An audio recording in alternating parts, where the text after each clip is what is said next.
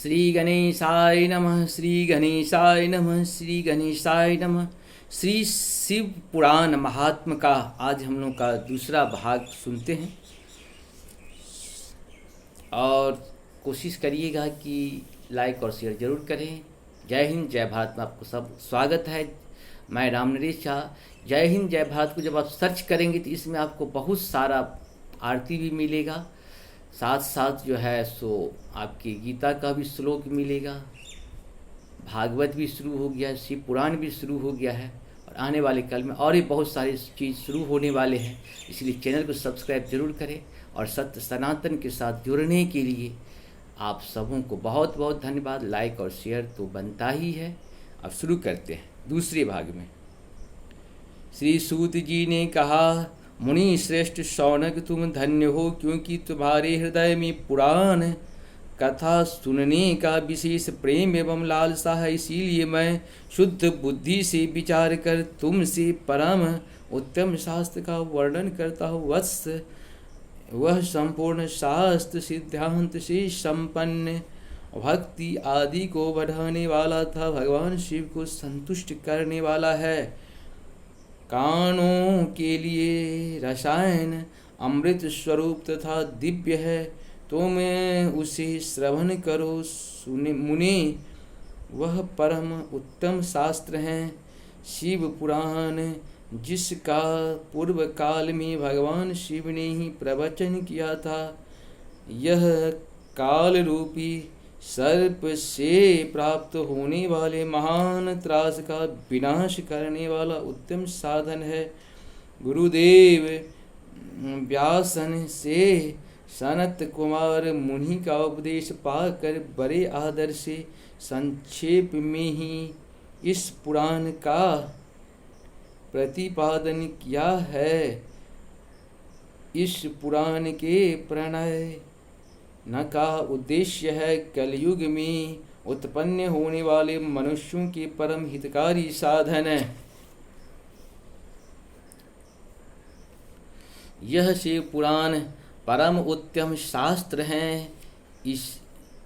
इसे इस भूतल पर भगवान शिव का भांगमय स्वरूप समझना चाहिए और सब प्रकार से इसका सेवन करना चाहिए। इसका पठन और श्रवण सर्व साधन रूप हैं। इससे शिव भक्ति पाकर श्रेष्ठतम स्थिति में पहुंचा हुआ मनुष्य शीघ्र ही शिव पद को प्राप्त कर लेता है। इसीलिए संपूर्ण यत्न करके मनुष्यों ने इस पुराण को पढ़ने की इच्छा की है अथवा इसे अध्ययन को अभिष्ट साधन माना है। इसी तरह इसका प्रेम पूर्वक श्रवण और संपूर्ण मनोवांछित फलों को देने वाला है। भगवान शिव के इस पुराण को सुनने से मनुष्य सब पापों से मुक्त हो जाता है तथा इस जीवन में बड़े बड़े उत्कृष्ट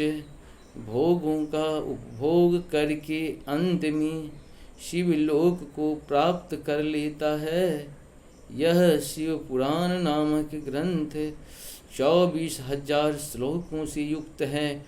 इसकी 7 संहिताएं हैं। मनुष्य को चाहिए कि वह भक्ति ज्ञान और वैराग्य से संपन्न हो, बड़े आदर से इसका श्रवण करें। 7 संहिताओं से युक्त यह दिव्य शिव पुराण परम ब्रह्म परमात्मा के समान विराजमान है और सबसे उत्कृष्ट गति प्रदान करने वाला है।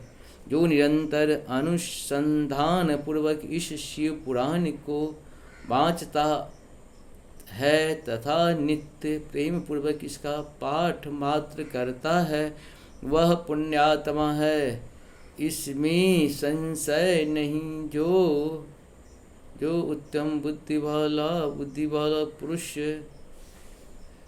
अंत काल में भक्ति पूर्वक इस पुराण को सुनता है, उस पर अत्यंत प्रसन्न हुए भगवान महेश्वर उसे अपना पद धाम प्रदान करते हैं।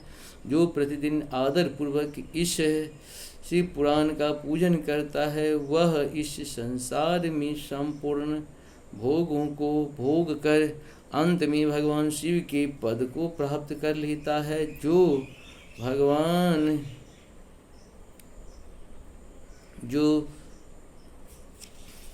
जो प्रतिदिन आलस्य रहित हो, रेशमी वस्त्र आदि के वेश में इस शिव पुराण का सत्कार करता है, वह सदा ही सुखी होता है।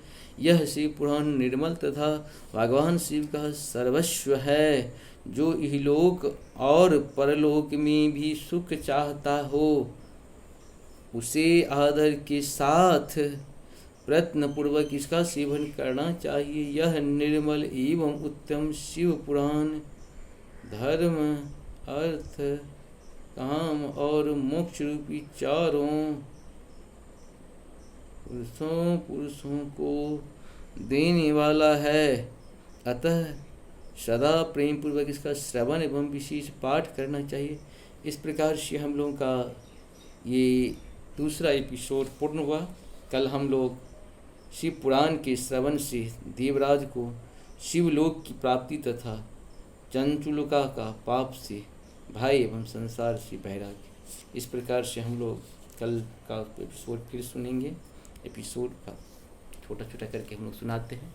छोटा छोटा ही सुने, लेकिन भगवान के साथ रहें। एक घड़ी आधो घड़ी आधो में पुण्यादि, तुलसी संगत साधु की हरहु कोटि अपराध। माफ़ करिए प्रभु।